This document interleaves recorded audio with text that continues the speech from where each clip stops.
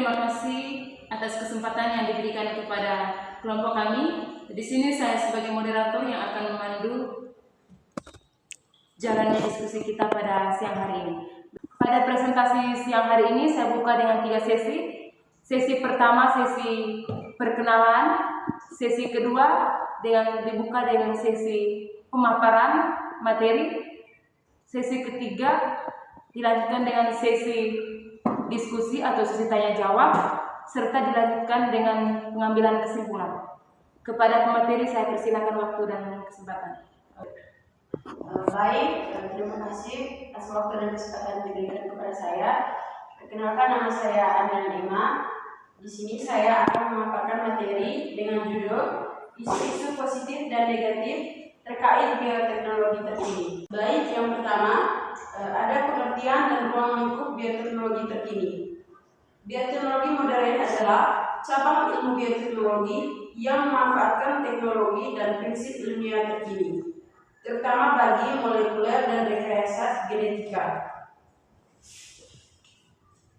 Dalam bioteknologi modern, fokus utamanya adalah pada penggunaan bagian-bagian tertentu dari organisme seperti DNA, enzim, sel atau jaringan besar teknologi canggih untuk mencapai perubahan yang lebih spesifik dan terarah dibandingkan bioteknologi tradisional. Adapun ciri-ciri utama bioteknologi modern, yaitu yang pertama, penggunaan teknik rekayasa genetik untuk memodifikasi susunan gen organisme agar memiliki sifat yang diinginkan. Kedua, fokus pada manipulasi DNA atau struktur genetik lainnya. Ketiga, menggunakan alat dan teknik yang canggih seperti PCR, rekombinasi gen, alat kultur jaringan, dan teknologi bioinformatika. Yang keempat, memungkinkan perubahan yang cepat, terarah, dan efisien dalam produksi produk bioteknologi serta peningkatan kualitas dan fungsi organisme. Yang kedua ada perkembangan bioteknologi dari konvensional ke modern. Mendengar kata bioteknologi, mungkin yang terbayang adalah para ilmuwan di laboratorium. Namun sebenarnya hal sederhana, roti dan tape pun termasuk dalam produk hasil bioteknologi. Bioteknologi terdiri dari 3 kata Latin yakni bios, yang berarti kehidupan, dan tekno yang berarti aplikasi. Secara simpel, bioteknologi adalah teknologi yang membuat hidup kita nyaman dan mudah dengan memanfaatkan benda-benda hidup seperti bakteri, jamur, dan sebagainya. Beberapa penerapan bioteknologi dalam kehidupan sehari-hari seperti yang pertama, ada obat-obat untuk mengontrol penyakit kronis seperti diabetes, tanaman tahan hama, hewan yang menghasilkan susu lebih banyak, dan 6, bahan bakar hayati yang bisa diperbarui untuk memenuhi kebutuhan yang semakin meningkat. Bioteknologi biasanya dibagi menjadi konvensional atau tradisional dan modern berdasarkan perkembangannya. Namun, sebuah artikel di Journal of Paramedici and Bioallied Science membaginya menjadi 3, yakni bioteknologi kuno, klasik, dan modern. Yang berikutnya ada cabang-cabang bioteknologi terkini, yaitu yang pertama bioteknologi medis, bioteknologi pertanian. Selanjutnya ada cabang-cabang bioteknologi terkini, yaitu yang pertama ada bioteknologi medis, kedua bioteknologi pertanian, ketiga bioteknologi industri, keempat bioteknologi lingkungan. Pertama itu ada bioteknologi medis. Dalam penerapan bioteknologi rekayasa genetik di bidang medis, tujuan utamanya harus diarahkan pada kemajuan peradaban serta peningkatan kesejahteraan umat manusia tanpa menghilangkan jati diri bangsa Indonesia. Yang kedua, bioteknologi pertanian. Bioteknologi pertanian merupakan penerapan dan rekayasa proses biologis yang melibatkan agen hayati untuk menghasilkan produk maupun jasa yang bermanfaat bagi kehidupan manusia. Berikut bioteknologi industri. Bioteknologi industri merupakan penerapan prinsip dan teknik bioteknologi yang bertujuan untuk mendukung berbagai kegiatan industri seperti proses manufaktur, pengembangan bioenergi, dan pembuatan biomaterial. Bidang ini melibatkan pemanfaatan sel hidup maupun bagian-bagiannya. Yang berikut ada bioteknologi lingkungan. Bioteknologi lingkungan merupakan cabang bioteknologi yang memanfaatkan makhluk hidup, terutama mikroorganisme seperti jamur dan alga, serta komponen biologis lainnya seperti enzim untuk mengatasi permasalahan lingkungan yang timbul akibat aktivitas manusia.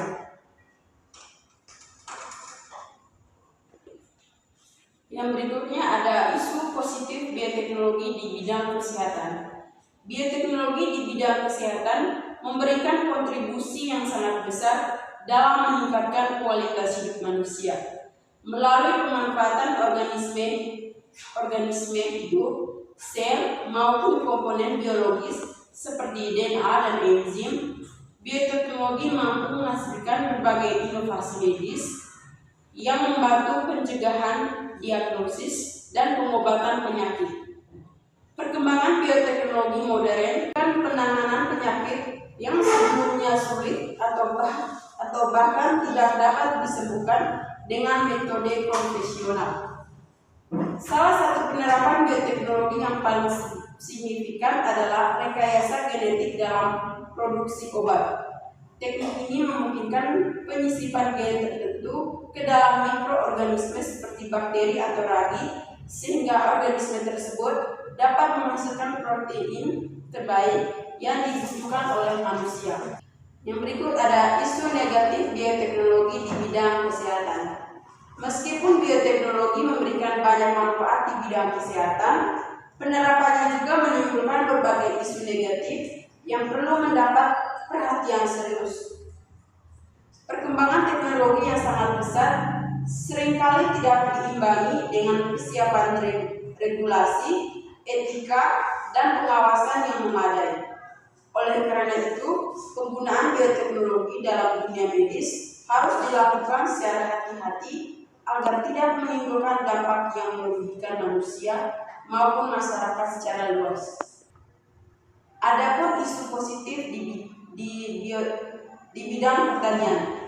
Yang pertama ada tanaman transgenik, kedua peningkatan produktivitas pangan, ketiga kesehatan tanaman terhadap hama dan penyakit, keempat bioteknologi dalam peningkatan nilai gizi pangan, kelima bioteknologi untuk ketahanan pangan global.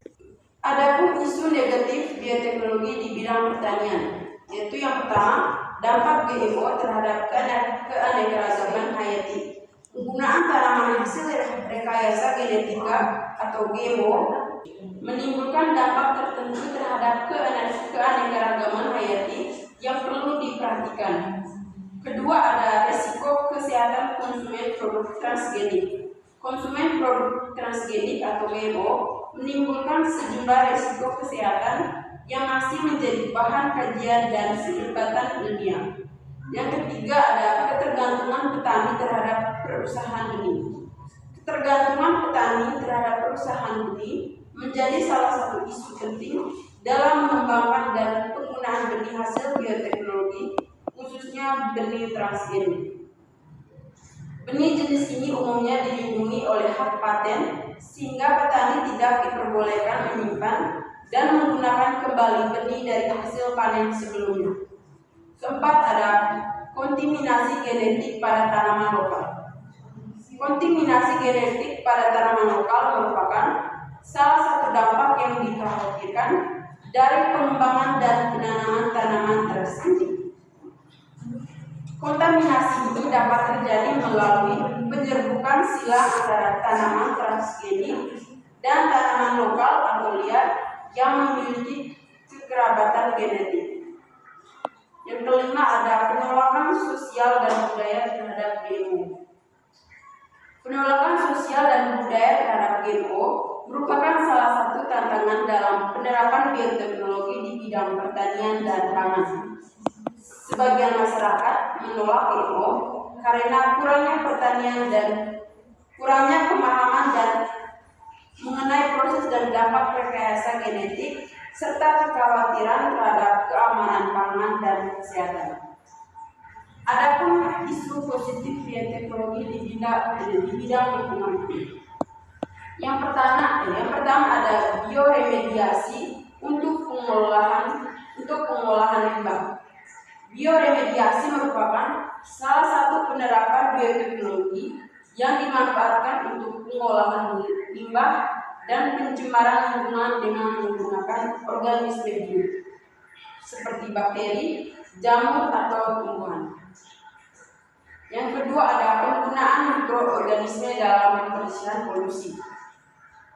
Penggunaan mikroorganisme dalam pembersihan polusi merupakan salah satu penerapan bioteknologi lingkungan yang efektif dan ramah lingkungan.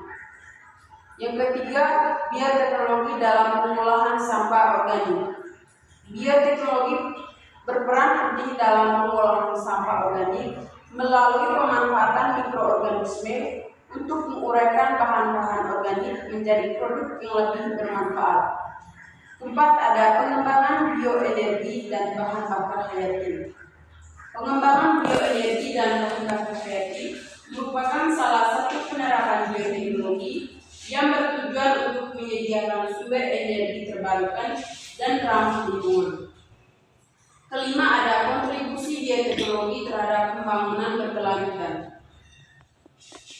Bioteknologi memberikan kontribusi yang signifikan terhadap pembangunan berkelanjutan dengan menghadirkan solusi inovatif di bidang kesehatan. Yang berikutnya ada isu negatif bioteknologi di bidang lingkungan.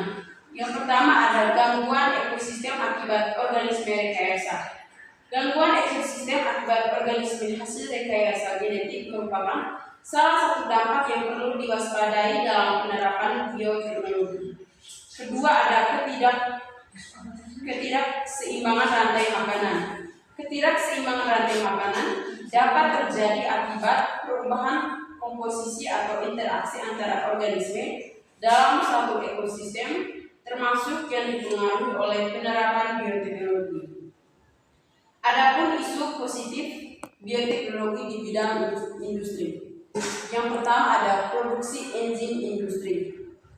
Produksi enzim industri merupakan salah satu penerapan penting bioteknologi yang dimanfaatkan untuk meningkatkan efisiensi dan keberlanjutan proses industri. Kedua ada efisiensi proses produksi.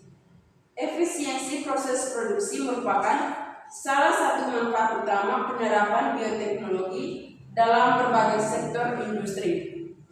Ketiga, pengurangan penggunaan bahan kimia berbahaya.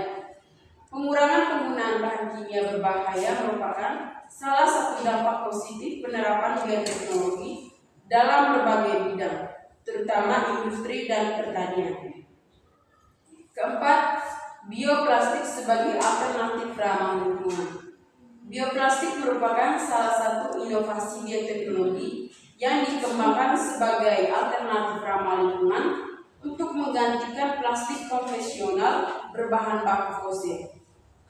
Bioplastik umumnya dibuat dari sumber daya terbarukan seperti pati, selulosa, atau biomasa lain yang diolah melalui proses bioteknologi dengan bantuan mikroorganisme. Baik, itu saja pemaparan materi dari saya. Waktu selanjutnya saya berikan kepada moderator. Baik, sekian saja sesi pemaparan diskusi dari materi. Selanjutnya dibuka dengan sesi diskusi atau sesi tanya jawab. Kepada teman-teman yang ingin bertanya, saya persilakan. Baik, sudah ada yang mengajukan tangannya. Kepada teman Injil, saya persilakan untuk memberikan pertanyaan. Baik, terima kasih moderator. Di sini saya mau bertanya kepada teman yang melaporkan diri. Jadi bunyi pertanyaannya tadi teman sudah menjelaskan mengenai bioteknologi konvensional, bioteknologi kuno, bioteknologi klasik, dan bioteknologi modern.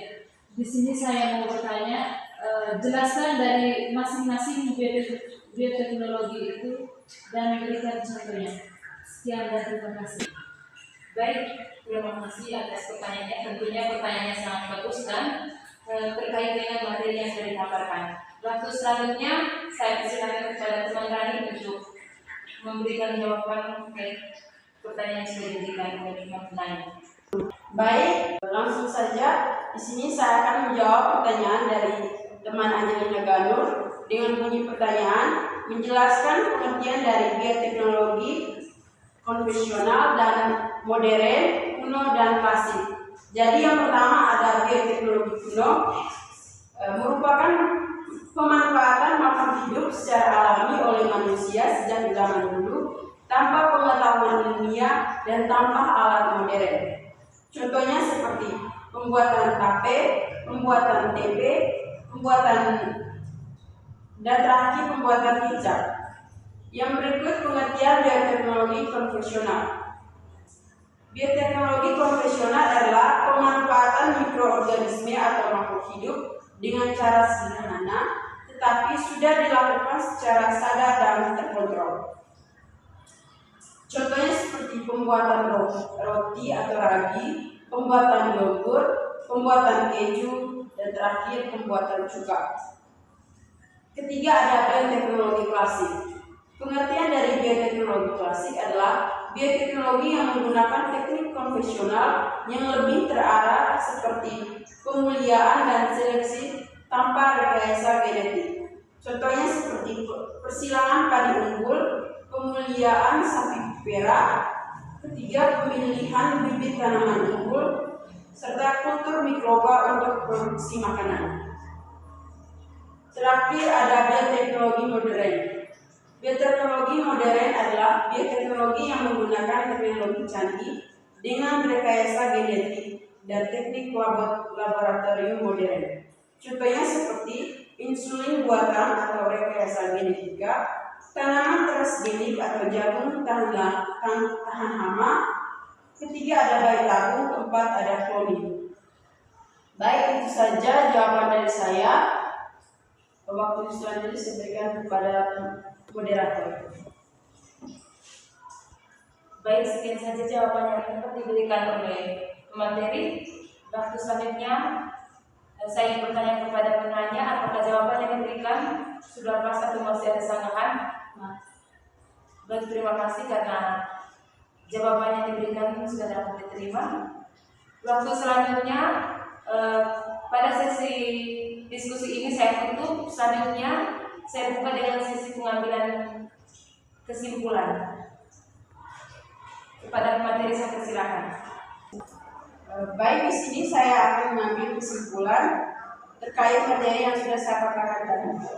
Jadi, bioteknologi terkini memiliki peran yang sangat penting dalam kehidupan manusia.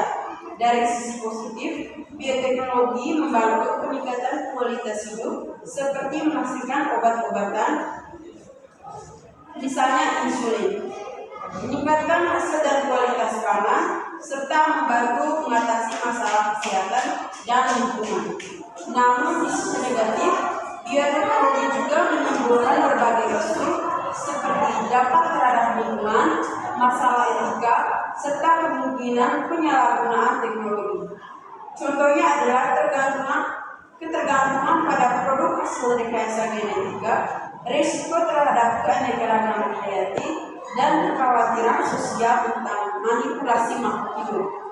Oleh karena itu, bioteknologi perlu dikembangkan dan digunakan secara bijak, bertanggung jawab, dan diawasi dengan baik agar manfaatnya dapat dirasakan secara maksimal tanpa menimbulkan dampak negatif bagi manusia dan lingkungan.